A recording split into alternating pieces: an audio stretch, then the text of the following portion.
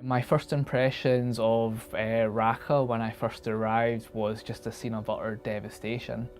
This was a city that had functioning electricity, running water. It was very beautiful to look at, and the whole facade of the city has just been blown apart. There's rubble across the entire street and it's littered with explosive devices now.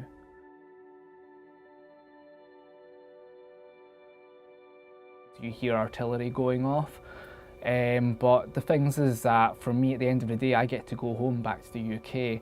The national staff who work in MSF hospitals day in, day out, they're the ones that live in this country and they're the ones that day in, day out come to work and save people's lives.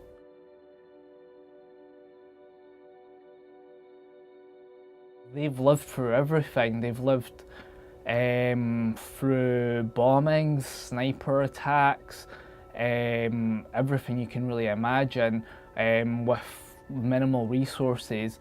Like within our emergency department, when we had mass casualties, like back in London, you'd have specialist trauma doctors, specialist trauma surgeons that are dealing with all of this.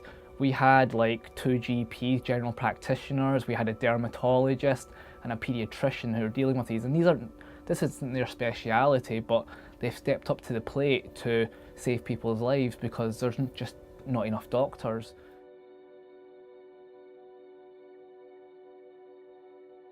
When we first went into Raqqa, the majority of our work was all trauma stabilisation, and the majority of people as they came back to their homes were finding that it was rigged with explosives and a lot of people were getting injured from that.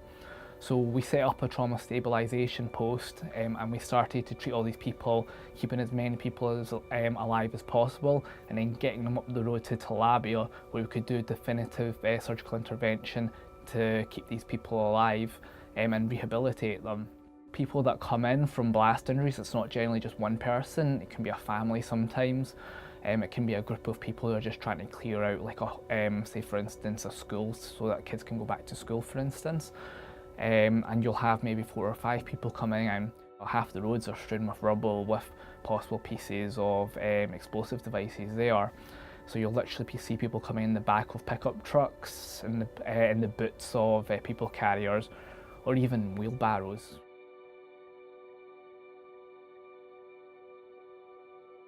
I had one dad carry his child who was just newly born about half an hour running straight to the MSF facility in the middle of the night because the child was blue, and brought it to the MSF facility so we could try and do everything we could to keep it alive.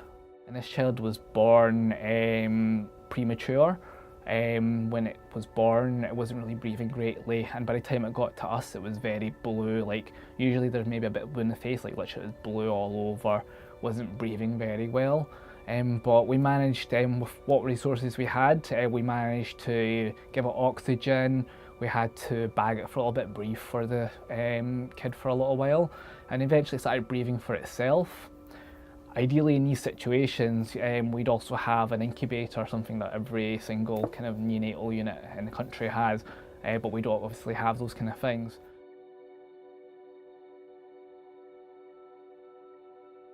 We have saline bags that are sitting in these metal bowls on top of basically diesel cookers that we basically keep warm so that if anyone gets injured from any blasts, if we don't have any blood left, we have these bags of warm fluid so that then they're not getting hypothermic. So literally we just made a bed of these warm bags of fluid and made sure it wasn't too hot and put the kid on top of it to keep it warm as a kind of mini incubator.